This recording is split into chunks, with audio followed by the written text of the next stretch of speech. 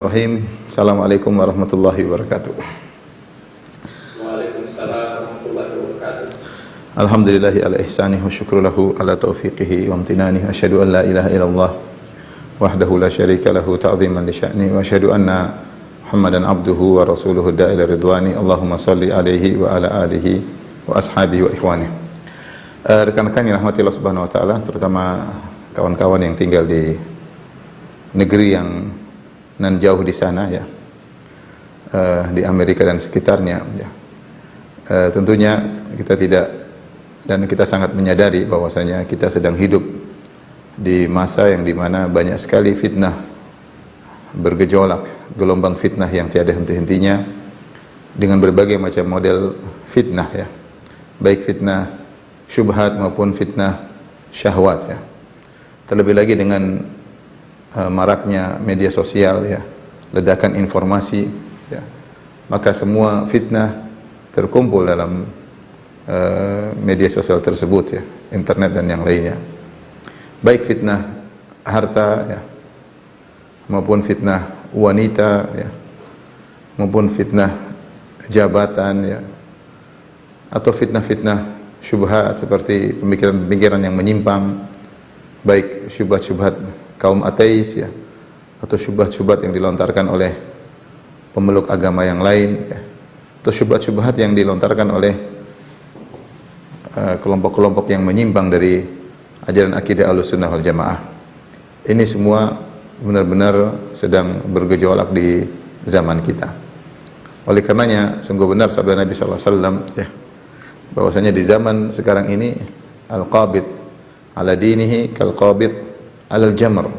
Seorang berpegang teguh dengan agamanya seperti seorang yang memegang bara api ya, seperti orang memegang bara api. Tidak mudah kita menjalankan Islam dengan secara totalitas. Kalau kita jalankan Islam dengan setengah-setengah, yang enak kita jalankan, yang tidak cocok kita tinggalkan, maka itu semua orang bisa melakukannya ya. Ya, semua orang bisa melakukannya. Ini kayaknya mudah saya jalankan. Ini yang susah ya saya langgar. Maka orang katakan inilah Islam fleksibel, padahal itu Islam yang tidak benar ya. Kalau cara menjalankan Islam seperti ini, yang enak kita kerjakan, yang tidak sesuai dengan nafsu kita langgar, maka mudah memang. Tapi bukan itu yang Allah inginkan dari kita ya. Allah mengatakan ya, udkhulu fis silmi kaffah, masuklah kalian dalam Islam secara totalitas, yaitu jalankan syariat Islam yang sesuai dengan keinginan kalian, dan itu banyak syariat yang menyenangkan kita maupun syariat yang tidak sesuai dengan hawa nafsu kita ya, syariat yang mungkin tidak sesuai dengan hawa nafsu kita tetap harus kita jalankan ya. Dan di zaman sekarang ini fitnah di mana-mana ya. Jangan kita bicara tentang tempat tinggal kita yang mungkin di lokasi fitnah, di negeri non muslim misalnya. Kita tinggal di negara-negara Islam pun banyak fitnah. Tinggal negara Islam pun banyak fitnah. Bahkan fitnah tidak perlu kita keluar rumah. Dalam rumah sementara kita memegang HP dan kuotanya belum habis, berarti fitnah masih ada di tangan kita. Tinggal kita buka atau tidak. Dan begitu mudahnya diakses.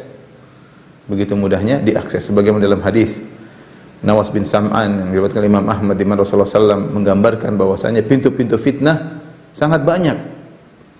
Pintu-pintu fitnah sangat banyak. Kemudian Rasulullah SAW mengatakan bahwasanya di depan pintu-pintu tersebut suturun murkhah, yaitu ada semacam pintu tersebut ditutup dengan kain gorden yang terurai ya, sehingga dibuka sangat mudah.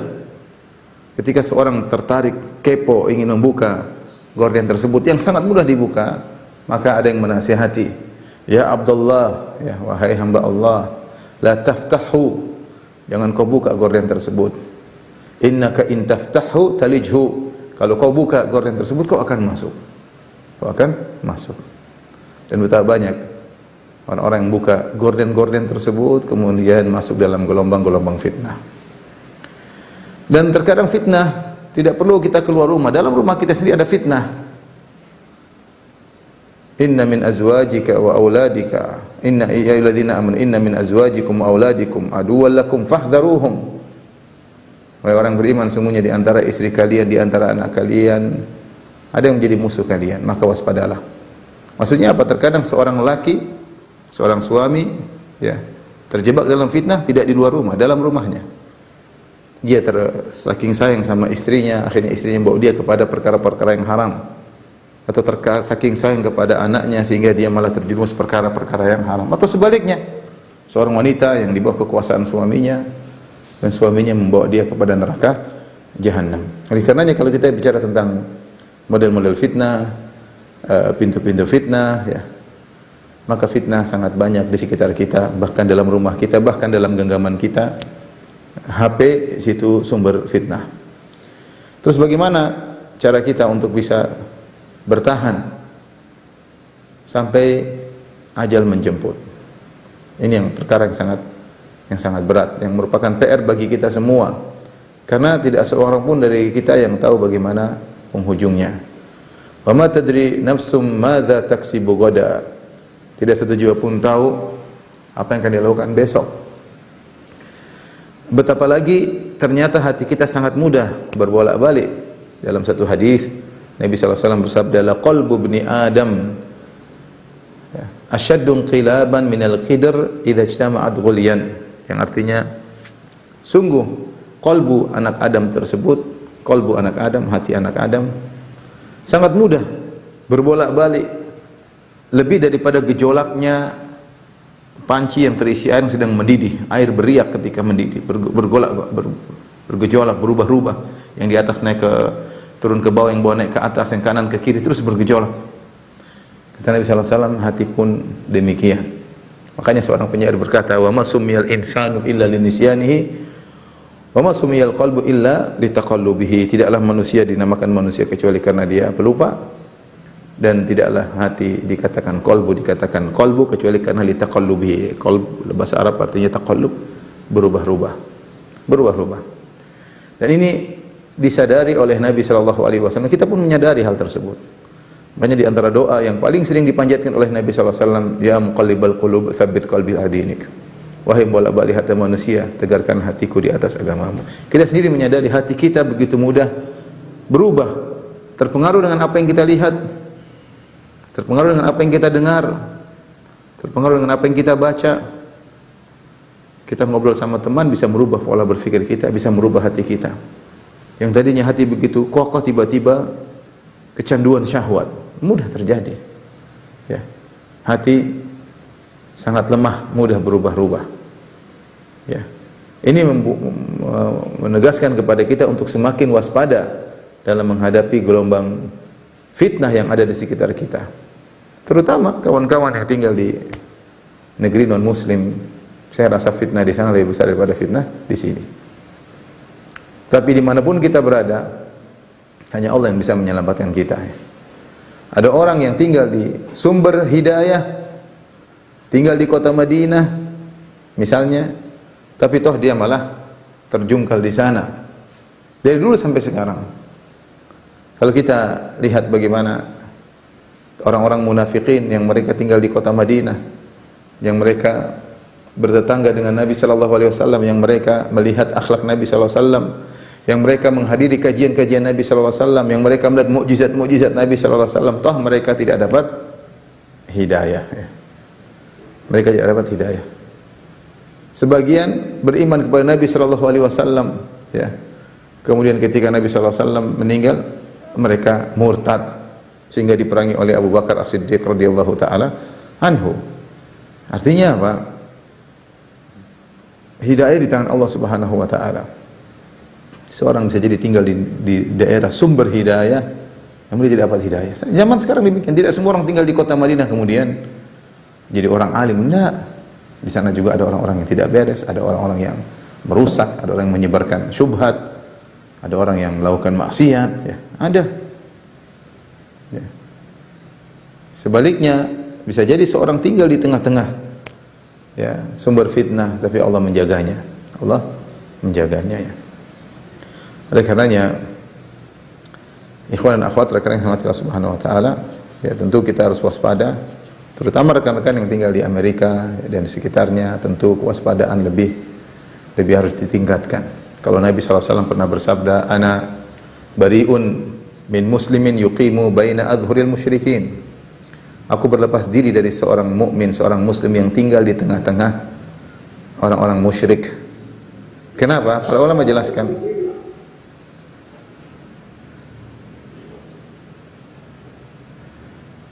Kenapa? Para ulama menjelaskan kenapa Nabi mengucapkan pernyataan demikian, "Ana bari'un min kulli muslimin yuqimu baina adhuril musyrikin." Aku berlepas diri dari setiap muslim yang tinggal di tengah-tengah kaum musyrikin, yang tinggal di negeri kaum kafir, ya. Kenapa? Karena terpengaruhnya seorang dengan bi'ah, dengan lingkungannya sangat mudah. Sangat mudah. Kita menyadari hal tersebut. Pergaulan, interaksi, ya. Sangat mudah. Apalagi kita memposisikan diri kita di bawah, sementara yang kita interaksi orang yang kita kagumi dari sisi dunianya, dari sisi teknologinya, membuat kita semakin mudah terbawa. Oleh karenanya para ulama menyebutkan tentang kisah Bani Israel. Kenapa mereka sudah diutus kepada mereka Nabi Musa alaihissalam, kemudian mereka diselamatkan oleh Allah melewati Laut Merah, ya. Begitu selamat di Laut Merah, tiba-tiba mereka minta untuk dibuat sesembahan selain Allah, ya. Sehingga mereka mengatakan, ya, ij'al lana ilahan kama lahum aliha wajawazna bi bani Israil al-bahra. Kami menyelamatkan Bani Israel sehingga mereka melewati lautan. Wa atau ala qaumin yaqufuna ala asnamin lahum. Tiba-tiba mereka melewati suatu kaum yang sedang nongkrong di berhala-berhala mereka. Qalu ya Musa ja'alana ilahan kama lahum aliha. Tiba-tiba mereka berkata, "Wahai Musa, jadikanlah bagi kami sesembahan-sembahan sebagaimana kaum itu punya sembahan-sembahan." Qala innakum qaumun tajhalun. Kata Nabi Musa, kalian sungguh adalah orang-orang yang jahil. Bayangkan mereka diutus kepada mereka Nabi Musa alaihissalam, dan Nabi Musa menampakkan mukjizatnya dengan terbelahnya Laut Merah, dan mereka selamat, dan mereka melihat bagaimana Fir'aun dan bala tentaranya tenggelam. Begitu mereka baru selamat dari kejaran Fir'aun, mereka melewati Laut Merah, tiba-tiba mereka melewati sekelompok orang yang sedang menyembah berhala. Mereka ngomong, qalu ya Musa ja'alana ilahan kama lahum aliha. Wahai Musa, jadikanlah kepada kami sembahan sebagaimana mereka punya sembahan. Kata para ulama, kenapa? Saking mereka telah berinteraksi dengan Fir'aun dan kaumnya dalam waktu yang terlalu lama. Ada yang mengatakan 100 tahun, ada yang mengatakan kurang lebih daripada itu. Dalam posisi mereka di bawah dan Fir'aun sebagai penguasa, sehingga kecenderungan untuk mengikuti sangat besar. Saya katakan demikian juga, sebagian kaum muslimin ketika tinggal di negara-negara non-muslim, dalam posisi mereka misalnya sebagai pekerja, bukan sebagai atasan, dan kecenderungan bawahan mengikuti atasan sangat kuat. Dan ini tidaklah saya menyampaikan hal ini karena saya sayang kepada kawan-kawan yang tinggal di sana. Mereka benar-benar harus waspada, ya. Kita bagaimana tahu kehidupan di Eropa, ya. Kita yang pernah mampir sebentar lihat bagaimana kehidupan mereka, ya. Maka benar-benar seorang harus waspada. Bukan hanya waspada tentang dirinya, dia bukan tugasnya hanya menahan diri dan menghadapi gelombang-gelombang fitnah untuk dirinya saja, bahkan dia juga harus berpikir bagaimana dia menghadang gelombang-gelombang fitnah terhadap istrinya dan terhadap anak-anaknya yang akan tumbuh sebagai generasi setelah dia tiada. Dia ingin anak-anaknya menjadi generasi orang-orang yang saleh, yang mendoakan dia setelah dia meninggal, bukan generasi yang kemudian hilang hawiyahnya, identitasnya sebagai seorang muslim yang benar karena terpengaruh dengan lingkungan sekitar, beradaptasi dengan teman-temannya. Maka seorang waspada. Semakin dia berada di lokasi fitnah, maka dia semakin harus waspada, ya. Kita tidak pungkiri bahwasanya di negeri-negeri tersebut muncul sebagian orang-orang alim, ya. Ya, kita dapati sebagian orang alim muncul dari negeri-negeri tersebut, ya. Ada orang kokoh imannya, ya, mereka dihadapkan dengan ujian berat, iman mereka semakin kuat. Namun potensi untuk menjadikan seorang tenggelam dalam fitnah lebih besar ketika dia berada di negeri non muslim. Maka ini memberi penegasan kepada kawan-kawan untuk lebih waspada ketika tinggal di negeri-negeri tersebut, untuk benar-benar menjaga iman mereka sampai ajal menjemput. Taib, ikhwan dan akhwat yang rahmatillah subhanahu wa ta'ala, apa sih sarana-sarana, wasail atau wasilah-wasilah yang membantu kita untuk bisa kokoh, tegar di tengah lautan fitnah? Saya akan sebutkan beberapa poin yang kita sama-sama berusaha mengerjakannya. Bukan antum saja, ya. Bukan cuma yang tinggal di Amerika, bukan cuma tinggal di Eropa, ya.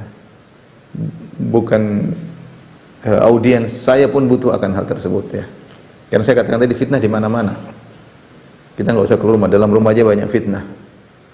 Kita sendirian di rumah pun ada HP pasti ada fitnah. Tinggal seorang kepo, ingin tahu, nakal, hanya Allah yang tahu tentang kondisinya ketika dia bersendirian.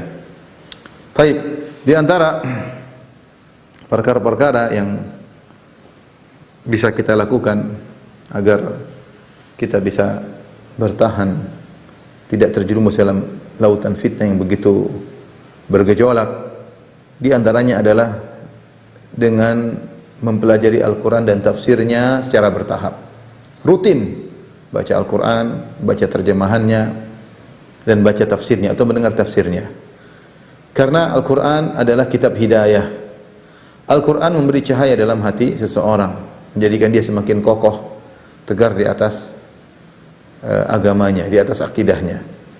Allah Subhanahu wa taala berfirman dalam surat Al-Furqan ayat 32 dan ayat 33, ya. Saya tulis di sini, ya. Sebab-sebab atau sarana-sarana tegar di tengah lautan fitnah.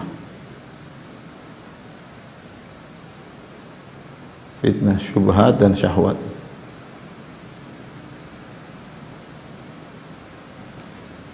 Ini agar kita semua berusaha menjalankan. Yang pertama adalah mempelajari,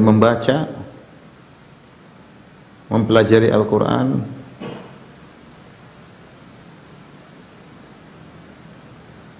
secara bertahap. Baca Al-Quran, baca terjemahannya, dengarkan tafsirnya. Allah berfirman dalam Quran surat Al-Furqan surat ke-25 ayat 32 sampai 33. 32 sampai 33. Kata Allah Subhanahu wa taala, "Wa qala alladziina kafaru laula nuzzila 'alaihi al-Qur'anu jumlatan wahidah." Berkata orang-orang kafir, yaitu kaum musyrikin Arab, "Laula nuzzila 'alaihi al-Qur'anu jumlatan wahidah." Seandainya Al-Qur'an itu turun kepada Muhammad sekaligus, langsung 30 juz. Mereka ingin demikian. Kenapa turun sebagian, turun lagi sebagian, sebagian ayat terus begitu mengiringi kehidupan perjalanan Nabi sallallahu alaihi wasallam. Allah mengatakan, kenapa Allah turunkan secara munajjaman? Kata Allah Subhanahu wa taala secara bertahap, "Kadzalika linutsabbita bihi fuadak." Kadzalika linutsabbita bihi fuadak. Kami turunkan Al-Qur'an secara bertahap. Kadzalika linutsabbita bihi fuadak.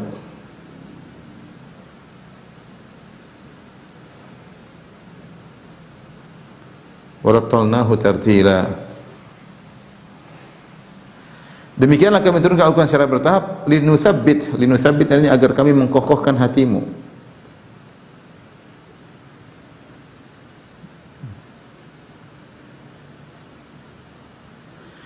Maka saya bilang tidak ada di zaman sekarang ini yang membuat kita tegar di atas iman. Kecuali dengan banyak baca Quran, tapi bukan cuma baca doang. Kita baca Al-Quran, baca terjemahnya, kita berusaha memahami tafsirnya. Itu di antara sarana paling membuat kita tegar dan kokoh. Karena kita baca Quran, kita banyak hal tentang alam akhirat yang kita baca, tentang keimanan, tentang malaikat, tentang Allah, tentang kuasa Allah, tentang kisah-kisah, tentang perumpamaan-perumpamaan.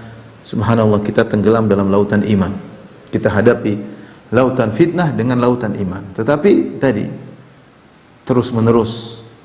Jadi masalah kita ini hidup di zaman kita jarang baca Al-Quran. Kalau baca Al-Quran tidak baca terjemahnya, tidak baca tafsirnya. Zaman sekarang saya sering sampaikan, zaman sekarang semua kita baca. Berita olahraga kita baca, apalagi sekarang banyak olahraga, lomba ini, lomba inilah, event anu. Banyak sekali waktu kita mengikuti event tersebut. Ini pesertanya mulai berdatangan, kita lihat si fulan, mulai pemanasan, nonton terus, habis waktu. belum pertandingannya, belum babak penyisihan, belum babak semifinalnya, belum babak finalnya, belum apa yang terjadi setelah finalnya. Dan olahraga banyak sekali. Ya kita harus pandai bagi waktu, kalau tidak maka waktu kita akan habis. Olahraga kita baca, berita politik apalagi tidak pernah ada habisnya. Setiap detik terjadi perubahan politik. A jadi B, B jadi C, C jadi Z ya. Tidak ada henti-hentinya. Berita artis juga kita lihat. Berita perang apalagi sekarang kita lihat melulu. Ukraina lawan Rusia, belum lagi komentar Amerika, NATO dan macam-macamnya ya. Kita semuanya baca. Ya. Masalahnya kita nggak baca Al-Quran, itu masalahnya. Semuanya kita baca, semuanya kita punya ilmu tentangnya. Meskipun hanya muktatofat, meskipun hanya secuil-secuil, tapi kita bicara Al-Quran, jarang yang baca. Jarang yang baca. Hari-hari dilewati begitu saja tanpa ada lembaran yang kita baca. Bagaimana kita mau tegar di atas iman? Rasulullah SAW diturunkan Al-Quran oleh Allah secara bertahap. Buat apa? Linutsabbita bihi fuadak, agar kami kokohkan imanmu wahai Muhammad. Ya. Kalau Allah turunkan secara sekaligus selesai, tapi Allah turun bertahap. Sehingga nuansa iman terus ada dalam hati Nabi SAW. Datang ayat, kemudian datang lagi ayat berikutnya, ada kejadian turun ayat lagi, terus demikian. Maka harus ada waktu setiap hari kita baca Al-Quran, kita renungkan maknanya. Itu diantara hal yang paling kuat agar kita bisa tegar iman. Kenapa? Karena dalam Al-Quran isinya semua keimanan. Sumber iman di mana? Al-Quran. Mau mencari iman di mana? Ya. Tidak ada. Jangan mau tegar iman baca buku filsafat, baca buku hukama, ya. Jangan baca buku ini, teori ini, buku. Tidak, mau bahagia, mau tegar di atas keimanan, mau kokoh, baca Al-Quran. Jadi bukan sekedar baca terjemahannya. Ya. Allah berfirman, Inna hadzal Qur'ana yahdi lillati hiya aqwam. Sungguhnya Al-Quran memberi petunjuk kepada yang terbaik. Ketika Umar bin Khattab radhiyallahu anhu didatangkan kepadanya lembaran Taurat atau lembaran kitab-kitab suci terdahulu, Umar baca di hadapan Nabi SAW. Nabi pun marah. Kata Nabi SAW, amutahawwikuna anta ya ibnal Khattab, kau ragu? Cukup dengan Al-Quran, tidak perlu mencari hidayah dengan yang lainnya. Bahkan Nabi menjelaskan, lau kana Musa hayyan ma wasi'u ila tibai. Kalau Nabi Musa masih hidup, tidak boleh bagi dia kecuali ikut aku. Sumber hidayah. Alif lam mim dzalikal kitabu la raiba fihi hudal lil muttaqin. Inilah kitab suci, tidak ada keraguan di atasnya. Hudal lil muttaqin, petunjuk bagi orang yang bertakwa. Jadi ini teori sederhana, baca Quran, tapi tinggal kita mau praktek atau tidak. Kita semua sibuk. Saya sibuk, antum sibuk, Mas Ardi sibuk, ya, kawan-kawan di Amerika, di Colorado, di mana-mana semuanya sibuk. Kita punya kegiatan, tapi tidakkah kita bisa sisihkan waktu 15 menit kalau memang berat baca Al-Quran sambil kita tenggelam dalam lautan iman dalam Al-Quran tersebut. Ini diantara hal yang buat kita sangat mudah untuk menjaga keimanan. Sekarang mudah, alhamdulillah, banyak kajian tafsir, kita dengar satu hari satu kajian tentang pembahasan surah sambil kita buka Al-Quran. Mudah kita buka Al-Quran, kajian banyak, ya, kajian ini, kajian itu, tapi diantaranya adalah kajian tafsir. Buka Al-Quran dengan tafsir tersebut. Ini diantara hal yang menambah keimanan kita. Kemudian diantara perkara yang membantu kita untuk bisa tegar di tengah lautan fitnah adalah membaca kisah-kisah para nabi yang ada dalam Al-Quran maupun yang lainnya. Allah Subhanahu wa taala berfirman dalam surat Hud ayat 120, ya. Kata Allah Subhanahu wa taala, wa kullan naqussu 'alaika min anba'ir rusuli ma nuthabbitu bihi fuadak. Kata Allah, wa kullan naqussu 'alaika min anba'ir rusuli ma nuthabbitu bihi fuadak. Dan kami ceritakan kepada engkau wahai Muhammad seluruh kisah-kisah para nabi, ya, yang dengan cerita tersebut kami kokohkan hatimu, yaitu kami kokohkan, kami tegarkan hatimu wahai Muhammad,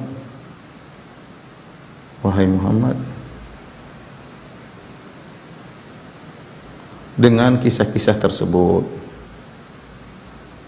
Makanya di antara para ulama sebutkan banyak kisah-kisah turun ketika di fase Mekah. Ketika Nabi SAW sedang berdakwah di Mekah. Itu berat-beratnya ujian yang berat, dan di awal-awal Islam para sahabat butuh tegar, butuh wejangan dari Nabi SAW. Allah turunkan beberapa surat atau beberapa kisah yang Allah turunkan ketika Nabi masih di Mekah. Contohnya seperti apa? Seperti surat Nuh. Surat Nuh, kisah Nabi Nuh. Allah turunkan ketika di mana? Nabi di Mekah. Tentang bagaimana sabarnya Nabi Nuh. Inni da'autu qaumi lailan wa nahara falam yazidhum du'ai illa firara. Aku dakwahi kaumku siang dan malam. Siang malam aku berdakwah dan tidak menambah dakwahku kepada mereka kecuali mereka semakin kabur, semakin lari. Allah sebutkan kisah Nabi Nuh agar Nabi Muhammad SAW sabar. Allah sebutkan dalam surah Hud, kata Allah Subhanahu wa taala, ya. Wasbir, setelah Allah sebutkan kisah Nabi Nuh panjang, Allah sebutkan di ujungnya kepada Rasulullah, wasbir innal aqibata lil muttaqin. Sabarlah engkau wahai Muhammad sebagaimana Nuh yang sabar. Wal aqibatu lil muttaqin, dan kesudahan yang baik bagi orang yang bertakwa. Allah turunkan kisah Nabi Yusuf alaihissalam. Bagaimana sabarnya Nabi Yusuf dimusuhi oleh saudara-saudaranya. Hendaknya engkau Muhammad bersabar ketika kau dimusuhi oleh kaum Quraisy yang mereka adalah saudara-saudaramu, satu nenek moyang. Jadi banyak kisah-kisah yang Allah turunkan kepada Nabi SAW. Kata Allah, wa kullan naqussu 'alaika min amba'ir rusuli ma nuthabbitu bihi fu'adak. Dan kami kisahkan kepada engkau Muhammad tentang kisah-kisah para rasul sebelumnya yang bisa membuat hatimu kokoh. Nah, kita baca kisah-kisah para nabi. Ada waktu kita baca kisah para nabi. Bagaimana kisah? Bagaimana setiap nabi ada ujiannya, dan ujian dengan berbagai macam model. Ujian harta seperti Nabi Ayub yang kaya, ujian Nabi Sulaiman, Nabi Daud yang kaya raya. Ujian kemiskinan seperti Nabi Ayub setelah kaya kemudian miskin, dan itu berat. Kalau orang enggak pernah kaya dapat miskin mungkin mudah sabar. Tapi pernah kaya, pernah mengecap, pernah merasakan bagaimana kenikmatan kaya raya tiba-tiba jadi miskin.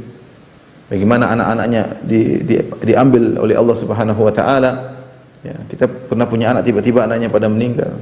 Bagaimana pernah memiliki tubuh yang sehat kemudian sakit seperti Nabi Ayub alaihissalam. Makanya sebagian salaf mengatakan Allah telah menegakkan hujjah bagi orang yang sakit dengan menceritakan kisah Nabi Ayub alaihissalam. Fitnah dengan berbagai macam fitnah, ujian harta, ujian kemiskinan, ujian sakit, ujian jabatan. Lihatlah bagaimana Sulaiman dan Nabi Daud, jabatan yang mereka miliki membuat mereka semakin dekat kepada Allah Subhanahu wa taala. Kisah-kisah para nabi. Bagaimana Nabi Nuh diuji dengan berbagai macam ujian, kaumnya yang kurang ajar, diuji dengan istrinya yang kafir, anaknya yang kafir, berat. Allah sebut kisah-kisah. Nabi Musa dengan pembangkangan kaumnya Bani Israel, ujian dan menjadikan para dai bersabar dengan audiensnya yang mungkin keras kepala sebagaimana Bani Israel. Seorang baca sebenarnya dalam cerita tersebut ada pelajaran. Bagaimana Yusuf alaihissalam yang digoda dengan wanita yang cantik jelita, yang subhanallah, ya. Kita baca kisah-kisah tersebut menambah iman. Mereka semua diuji dan mereka berhasil lolos dari ujian dengan kesabaran. Lihatlah bagaimana kisah ujian seorang dipisahkan dari orang yang dia cintai. Lihatlah Nabi Yakub terpisah dari Nabi Yusuf, putranya yang sangat dia cintai, sampai dia terus menangis sampai akhirnya matanya buta bertahun-tahun, bahkan dia mengatakan puluhan tahun. Lihatlah Yusuf, anak yang kecil terbuang, dipisahkan dari ayahnya yang sangat dicintai, dipisahkan dari ibunya. Semua kisah-kisah Nabi luar biasa. Luar biasa. Bagaimana Maryam yang memiliki anak, merawat anak sendirian, dan bisa merawat anaknya sendirian, penuh kesabaran. Pelajaran, kisah-kisah para nabi penuh dengan pelajaran. Yang Allah jadikan kisah-kisah tersebut untuk menegarkan iman Nabi Muhammad SAW. Apalagi kita butuh dengan baca kisah-kisah tersebut. Bukan kemudian kita nonton film box office, nonton film Hollywood. Iman malah menguap iman kita. Film ini seri 1, seri 2, seri 3, seri 3, iklannya besar-besar di tengah. Di tengah kota iklannya. Anak-anak suruh nonton semuanya, kita pun ikut nonton. Bukan menambah keimanan, tapi semakin menghabiskan iman kita. Oleh karenanya seorang menyempatkan waktu untuk baca kisah-kisah para nabi, dengarkan kajian-kajian kisah-kisah para nabi. Kalau kita selesai baca kisah-kisah para nabi, baca kisah-kisah salihin, bagaimana perjuangan Imam Ahmad, perjuangan Imam Malik, Imam Abu Hanifah, Imam Syafi'i rahimahumullahu jami'an.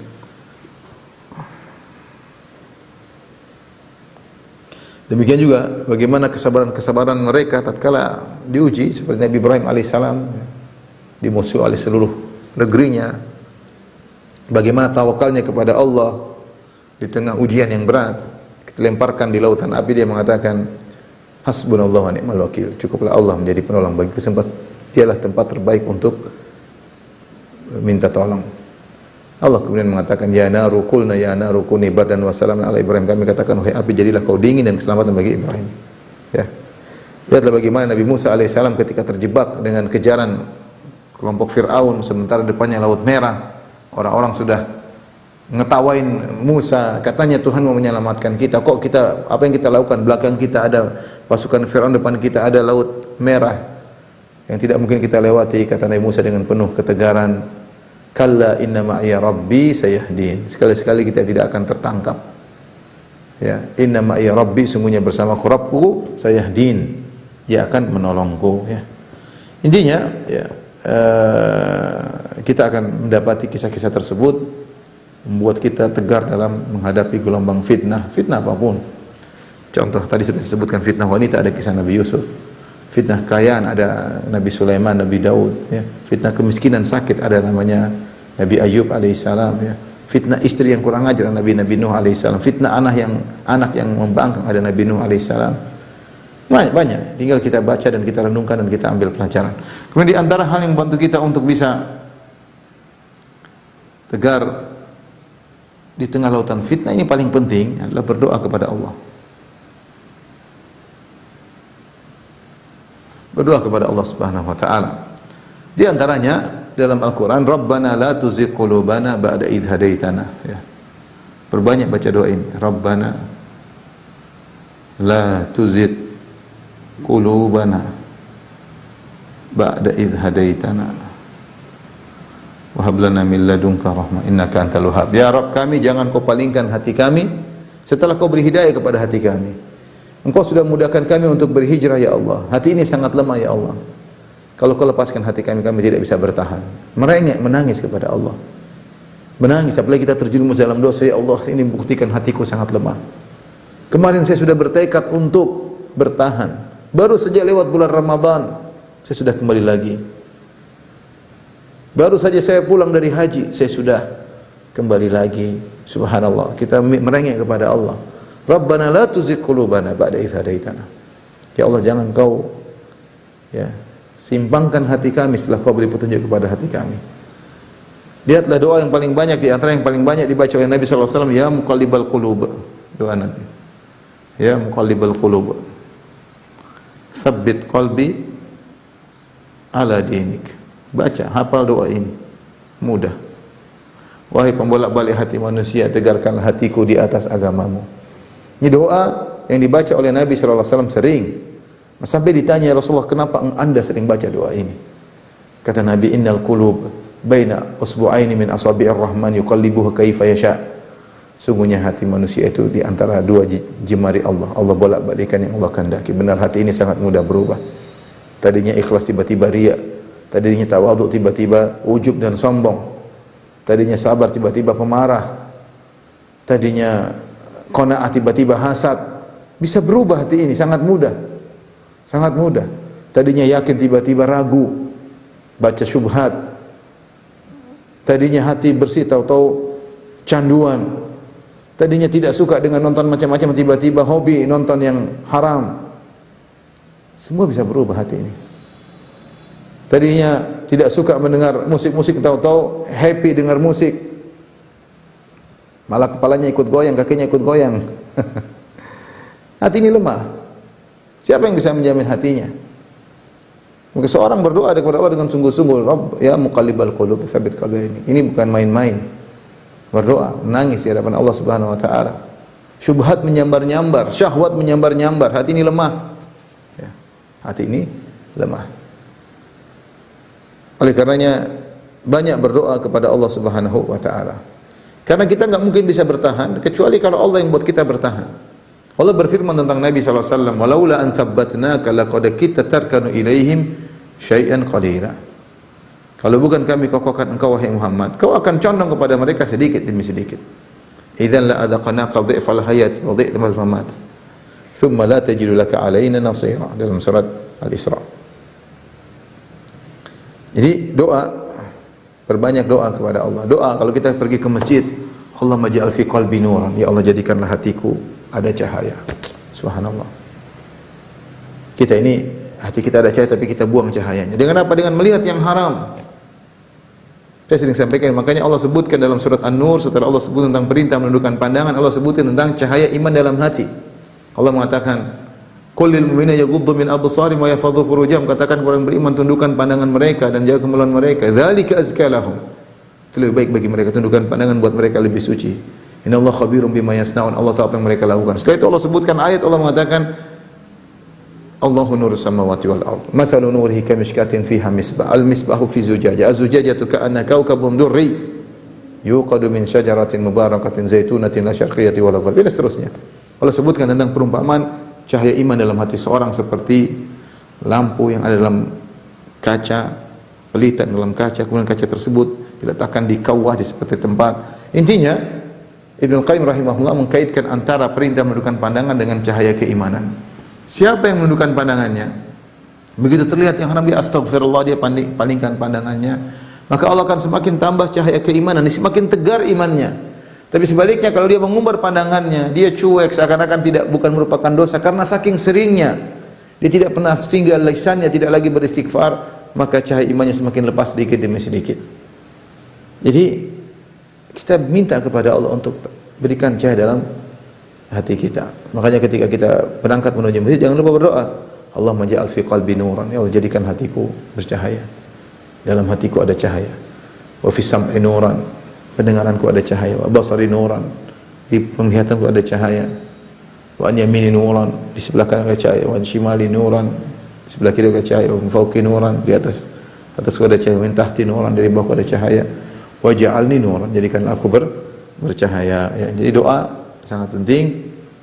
Ya, kalau kita dengan doa bukan sekedar doa ya muqallibal qulub, tapi dengan hadirkan dalam diri kita, ya Allah, kalau kau tidak selamatkan hatiku, aku akan terjebak. Jangan pede, saya sudah ngaji, saya ustaz. Enggak ada. Hati ini lemah. Kita selalu bergantung kepada Allah yang buat kita bisa tegar di atas keimanan. Maka ketika kita minta kepada Allah, hadirkan dalam diri kita, butuh dengan itu semua ya.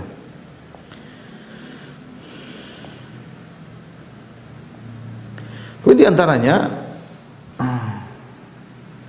suka berzikir ya, basahi lisan.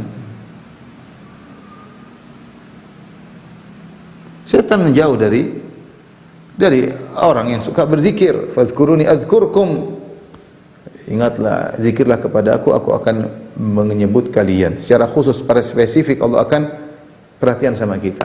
Dan zikirlah ibadah yang sangat mudah. Kita tinggal di aposanya, kita di tengah jalan lagi supir mobil, astagfirullah, la ilaha illallah, subhanallah walhamdulillah, sambil nyetir mobil.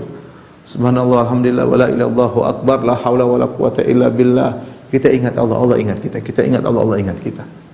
Fadhkuruni adzkurkum. Sebut-sebutlah aku akan menyebut-nyebutmu. Ya. Man dzakarani fi nafsihi dzakartu fi nafsi. Siapa yang menyebutku dalam jiwanya, aku akan menyebutnya dalam jiwanya. Ya. Allah melakukan timbal balik. Kita ingat Allah, Allah akan ingat kita. Kalau sudah ingat kita, Allah akan jaga kita. Allah akan jaga kita. Ini ibadah yang sederhana tapi banyak orang tidak melakukannya.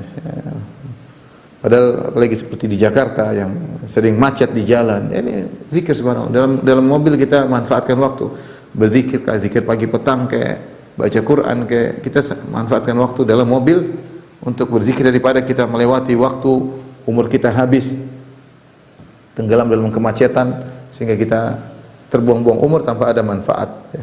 Jangan jadi seorang melamun, tak tahu melamun, mikir apa, enggak ada yang kerjaan. Daripada Anda melamun, lebih baik Anda berzikir kepada Allah Subhanahu wa taala. Kemudian jangan lupa bahwasanya di antara wasilah sarana untuk kokoh adalah belajar agama, belajar akidah yang benar. Belajar akidah yang benar. Kita sekarang hidup di zaman orang berbicara agama seenaknya, menghalalkan seenaknya. Ya, mau ini mau anu, kita bisa goyang ya. Dia adalah orang liberal, menghalalkan berbagai macam hal dengan dalil. Kenapa? Kita kalau dengar mereka, kita seakan-akan apa yang mereka sampaikan benar. Makanya kita harus belajar agama dengan jalan yang benar. Belajar akidah yang benar ya, belajar dengan minta kepada Allah agar kita bisa meninggal di atas akidah yang benar. Baca akidah salaf, belajar kajian tentang akidah salaf, bagaimana akidah seorang mukmin terhadap Allah, bukan sembarang berakidah seenaknya, mau bilang ini, bilang apa tentang Allah terserah. Ini repot seperti ini. Repot ya. Akhirnya terjebak dalam syubhat-syubhat kaum liberal ya.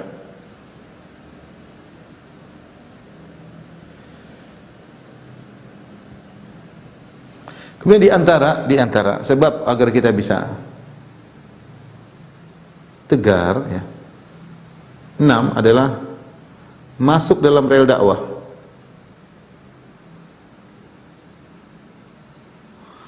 Apakah sebagai dai-nya kalau mampu, atau panitianya, atau donaturnya, pokoknya dalam rel dakwah berusaha.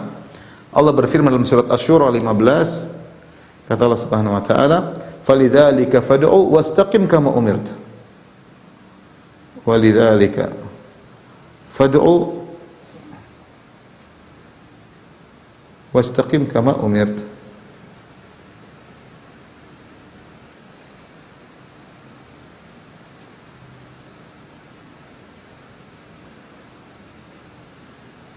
Karenanya berdakwahlah, fad'u maksudnya berdakwahlah. Oleh karenanya berdakwahlah, wastaqim kama umirt, dan istiqomahlah sebagaimana kau diperintahkan. Sini Allah menggandingkan antara berdoa dengan istiqamah ya. Allah menggandingkan berdakwah dengan istiqamah.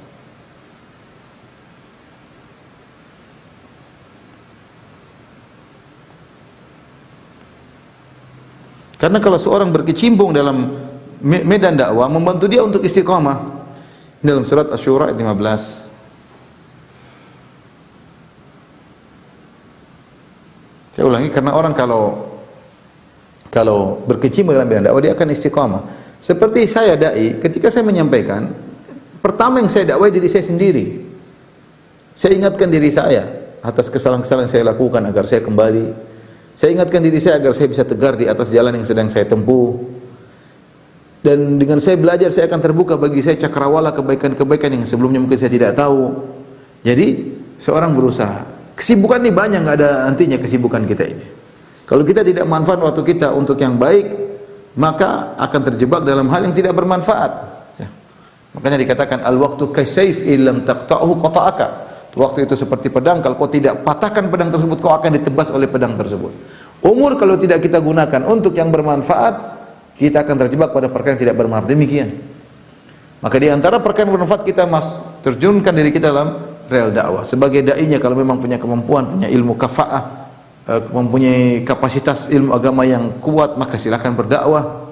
Kalau tidak, maka sebagai penyambung, sebagai donaturnya, sebagai panitianya, sebagai yang mengkoordinasinya, terserah.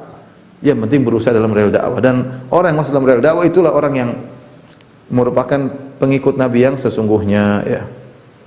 Subhanallah, kita ini berdakwah butuh bukan untuk orang lain, pertama untuk kita sendiri, ya. Bikin kelompok-kelompok ya, untuk dakwah, berkumpul, kemudian ada yang kasih nasihat. Hati ini butuh nasihat. Kelalaian sangat banyak di depan mata kita ya. Kemudian juga ini di antara hal yang buat kita kokoh, di antara yang buat kita tegar juga. Yang ketujuh adalah berada di sekitar orang-orang yang soleh. Kata Allah, wasbir nafsaka ma'al ladzina yad'una rabbahum bil ghadati wal asyi yuriduna wajha. Wa la ta'du aynaka anhum turidu zinatal hayatid dunya. Dalam surat, saya carikan dulu. Dalam surat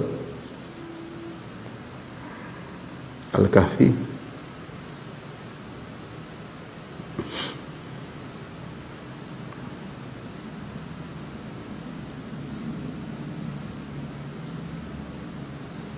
ayat 28.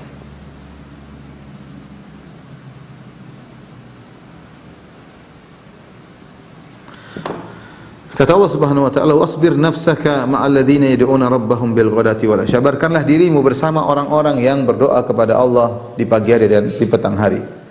Jadi Rasulullah pun disuruh oleh Allah untuk bersabar, bergabung dengan orang-orang yang sedang beribadah kepada Allah. Kita butuh teman. Jangan bersendirian. Kalau kita sendirian, setan mudah menggoda kita. Kita butuh teman. Bikin komunitas pengajian, kayak komunitas belajar bahasa Arab, kayak komunitas apa kayak yang buat kita punya teman-teman kita sehingga kita merasa bersama. Ada teman-teman yang siap untuk menasihati kita, itu di antara sarana yang buat kita bisa tegar di atas gelombang fitnah. Dan kita sampaikan sama teman kita ketika bertemu, kamu jangan pekewu sama saya. Kalau saya salah tolong tegur. Ini saya bebankan amanah kepada kamu. Kalau saya salah tolong tegur. Jangan kita bergaul sementara kita pasang high profile sehingga orang enggak enak menegur. Kita low profile, kalau kita salah kasih tahu, dan kita membuka diri untuk siap dinasihati.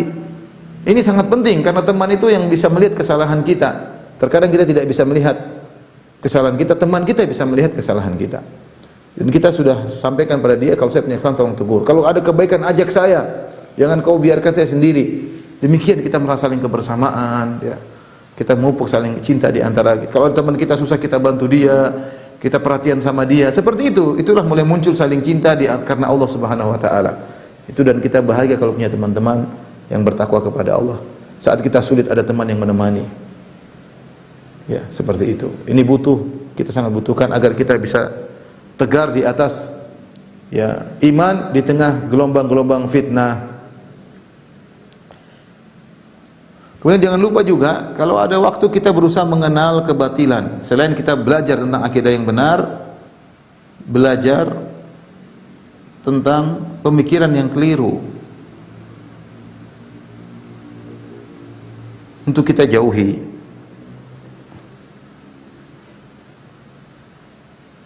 Dan itu metode Allah Subhanahu wa taala. Allah berfirman dalam surat Al-An'am ayat 55 ya.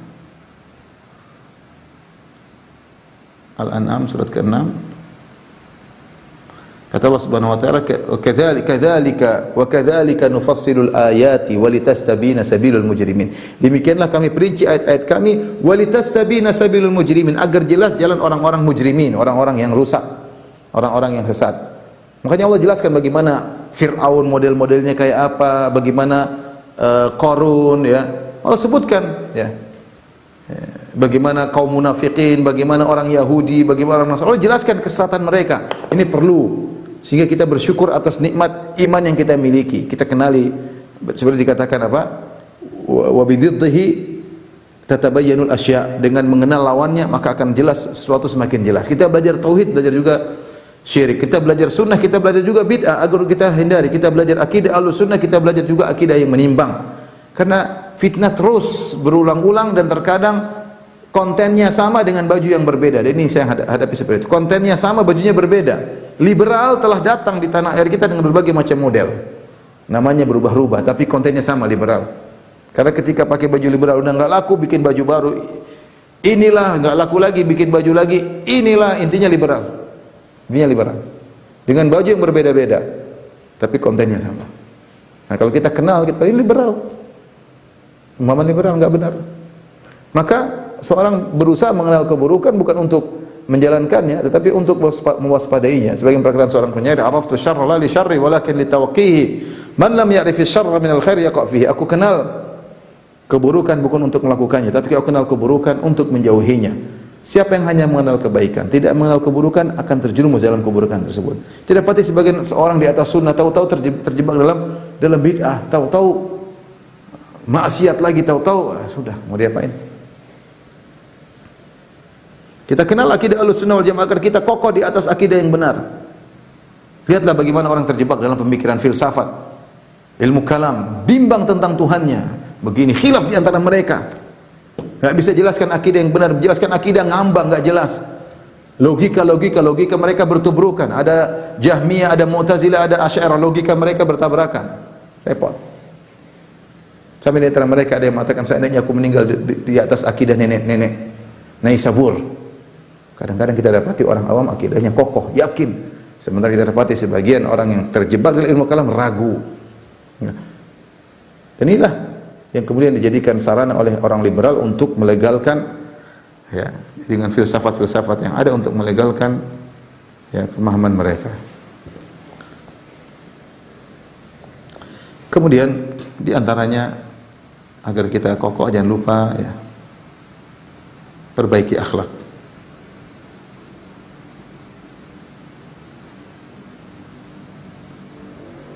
Ini datang dalam hadis Sahih Muslim. Hadis Sahih Muslim.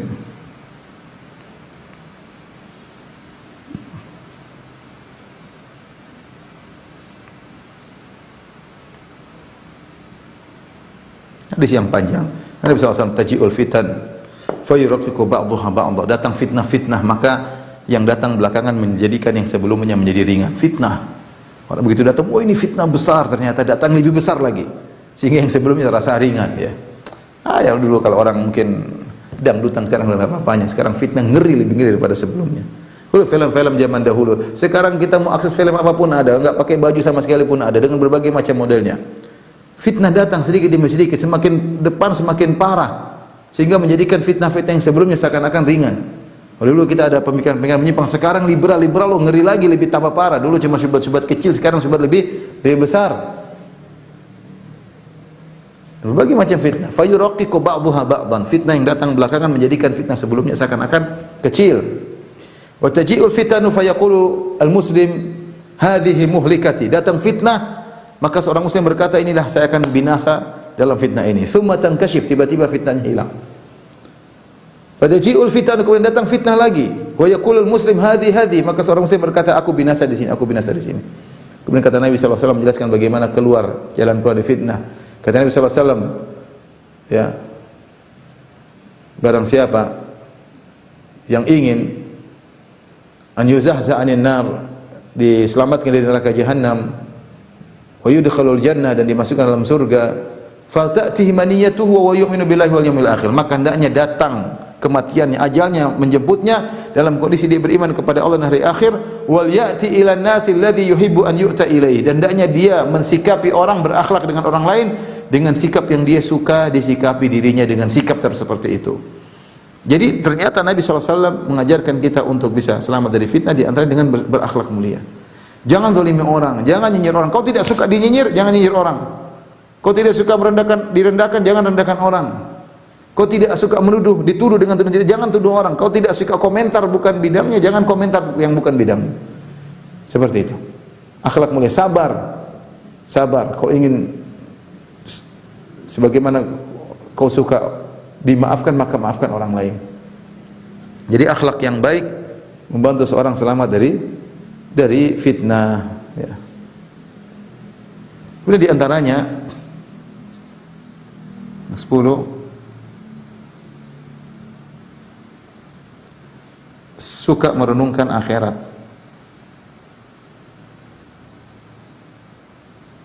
Nikmat-nikmat surga. Sabar. Fitnah sudah jangan ikuti, ada syahwat jangan ikuti. Udah kita ingat, subhanallah, kita mau minum khamar, nanti kita enggak minum khamar di akhirat. Kita mau berzina, waliyadzubillah, nanti kita enggak dapat bidadari. Kita makan haram, nanti kita di akhirat enggak dapat makan yang lezat di surga. Ya seperti itu. Kita mau mengumbar pandangan, nanti kita enggak lihat bidadari di akhirat. Banyak ingat nikmat surga dunia sebentar, sehingga kita sabar untuk meraih surga. Ini di antara hal yang mengokohkan kita untuk bisa tegar di hadapan fitnah-fitnah. Suka merenungkan nikmat-nikmat surga dan sering mengingat kematian.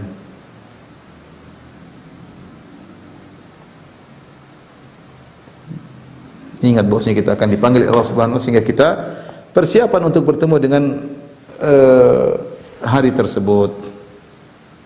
Yang terakhir saya katakan, jauhi fitnah. Kata Nabi SAW, as-sa'idu laman junnibal fitan. Sungguhnya orang yang bahagia adalah orang yang terjauhkan dari fitnah. Fitnah banyak tersebar, kita enggak ikut nimbrung sama sekali ya. Rasulullah SAW bercerita tentang fitnah, kata Rasulullah SAW, al-qa'idu fiha khairun minal qa'im, wal qa'imu fiha khairun minal mashi, wal masyu fiha khairun minas sa'i, man istashrafaha istashrafathu. Kata Nabi SAW ketika bagaimana sikap seorang menghadapi fitnah, yang duduk lebih baik daripada yang berdiri. Artinya yang semakin pingin kepo lebih berbahaya. Yang duduk lebih cuek lebih baik daripada yang berdiri. Yang berdiri masih lebih baik daripada yang berjalan menuju fitnah. Yang berjalan masih lebih baik daripada yang lari menuju fitnah. Siapa yang kepo terhadap fitnah, pingin tahu, maka dia akan tergeret oleh fitnah tersebut. Maka seorang berusaha untuk menjauhi fitnah sejauh-jauhnya. Dalam satu hadis kata Nabi SAW, yushiku an yakuna khairu malil muslim ghanamun. Hampir-hampir harta yang terbaik bagi seorang muslim adalah kambingnya yang dia bawa ke pegunungan. Yatba'u biha sya'afal jibal, dia bawa ke puncak-puncak gunung. Kemudian dia sibuk dengan kambingnya, gembalakan kambing, makan rumput-rumput. Ya. Yafirru bidinihi minal fitan. Dia selamatkan agamanya, lari daripada fitnah. Maka bukan kita semakin mendekat dengan fitnah, semakin banyak komentar, semakin banyak melihat, jangan. Kalau kita semakin banyak terjerumus berkecimpung dengan fitnah, kita akan jauh dari ibadah. Bukankah Nabi SAW bersabda, al ibadatu fil harji ka hijratin ilayya. Sungguhnya ibadah di masa-masa fitnah seperti beribadah, seperti berhijrah kepadaku. Pahalanya besar seperti berhijrah kepada Nabi, seperti berhijrah dari Mekah menuju Madinah. Bagi siapa orang yang sibuk ibadah di tengah lautan fitnah.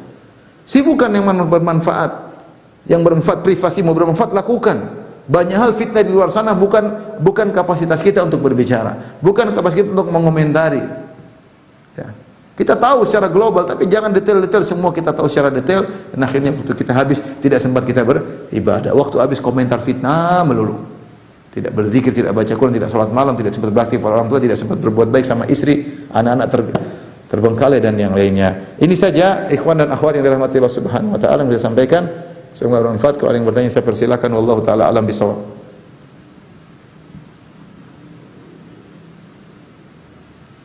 Baik, jazakallahu khairan Ustaz atas nasihatnya 11 poin yang sangat penting bagi kita. Subhanallah.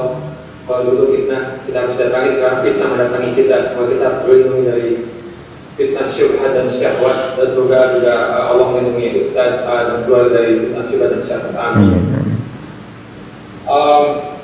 Baik, kita masuk ke sesi pertanyaan. Sebetulnya ini 2 menit lagi habis Ustaz. Ini bagaimana Ustaz waktu di sana? Oke saja, enggak apa-apa. Baik, insyaallah. Baik, pertanyaan pertama ini dari tidak ada namanya itu ya. Baik, akan Anda bacakan pertanyaan pertama.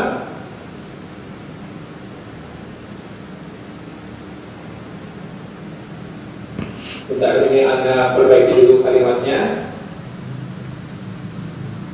Nah, saya ada di lingkungan yang baik, dan kita menyadari bahwa iman itu akan hilang karena kemaksiatan. Tapi sudah berusaha, tapi tetap terasa berat dan terus menerus galau dan tidak berdaya. Bagaimana Ustaz nasihatnya agar saya bisa terhindar dari lalai waktu Ustaz? Yang tadi, yang 11 poin tadi dikerjakan.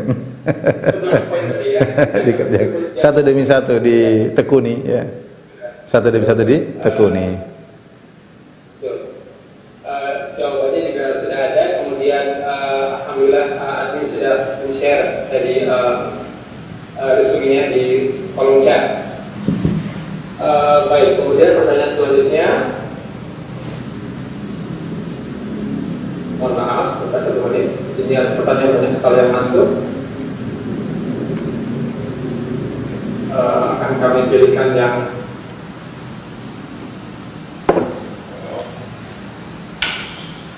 kita harus ada.